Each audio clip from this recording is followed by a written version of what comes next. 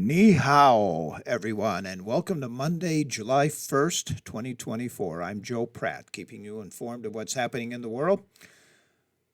Your independent news source. The Supreme Court ruled on President Trump's immunity trial. The court ruled that President Trump or the presidents are immune from prosecution for official acts, but not unofficial acts. So the High Court is sending the case back to the lower court to decide if Trump's actions in Jack Smith's indictment were official or unofficial. And many people are saying that there won't be a trial before the election in November. Steve Bannon surrendered to authorities and will begin his 4-month prison sentence for a contempt of Congress conviction. Mr. Bannon was convicted of 2 counts, one for not sitting for testimony and another for not providing documents the White House sought. Hurricane Beryl has reached the Caribbean islands at a near Category 5 force. It reached Grenada with winds approaching 150 miles an hour. The center will likely pass close to Jamaica by Wednesday. This is the earliest Category 4 hurricane on record.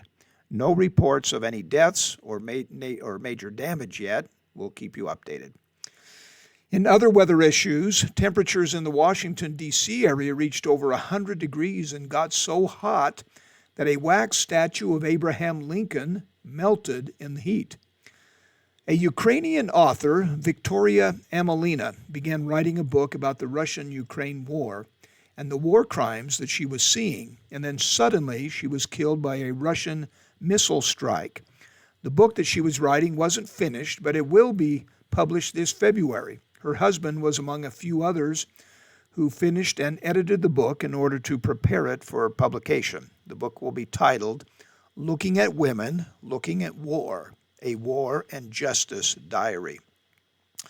A record-breaking number of people will be traveling for this 4th of July holiday. 70.9 million people are projected to travel on an extended trip. 60 million of those will be traveling by car. Most popular destinations will be Hawaii and Florida and Alaskan cruises, and Seattle because of the Alaskan cruise. London and Rome are expected to be the hottest international destinations. Happy birthday if it's yours today. You share a birthday with Estee Lauder, actress Olivia de Havilland, film director Sidney Pollack, Debbie Harry, she's 79 today, Dan Aykroyd, golfer Mike Reed, Nancy Lieberman, Carl Lewis, Pamela Anderson, Liv Tyler, and Diana Spencer. That's Princess Diana. And in sports, Formula One racing, the Austrian Grand Prix was held yesterday, and a couple surprises. George Russell of Mercedes team won for the first time this year, and once again, Max Verstappen did not win.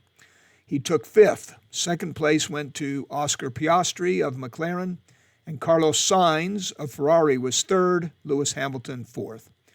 The Olympics in Paris, France are less than 4 weeks away. The Olympic trials concluded in the U.S., and a world record was set in the 400-meter hurdles, Sydney McLaughlin-Levrone lowered her own world record with a run of 50.65 seconds.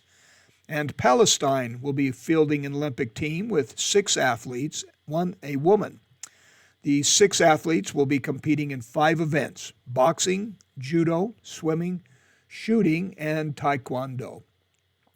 Maureen Stanko has a son who is on the autism spectrum, and he was having a hard time finding a place that would employ him. So Maureen decided to open a restaurant to give her son Nick a place to work. So she calls it the So Much to Give Inclusive Cafe. She employs 63 people, and 80% of them have a disability. They are able to work as greeters, food runners, dishwashers, sous chefs, and servers. They opened in January of 2023, and as of today, they are still going strong.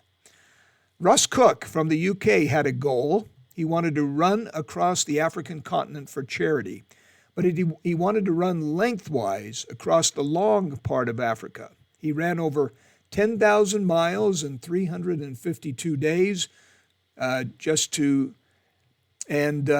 across deserts, jungles, and everything in between. He didn't just have to battle heat, cold, and the elements, but he also ran into thieves in Angola who stole all his equipment and passports and money at gunpoint. He was kidnapped in the Congo, but after all this, he made it, accomplished his goal, and raised about $1 million for the homeless and for clean water in Africa.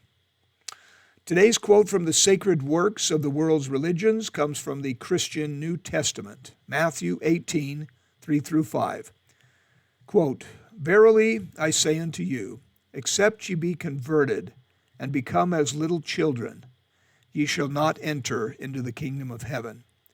Whosoever therefore shall humble himself as this little child, the same is greatest in the kingdom of heaven. And whoso shall receive one such little child in my name receiveth me." Today's wisdom from the young comes from Violet, a 6-year-old. She says, "Last week was my birthday, today was a Halloween party, and tomorrow is Halloween. This is an amazing life I'm living." Joe Pratt, make it a great day and a great life you're living.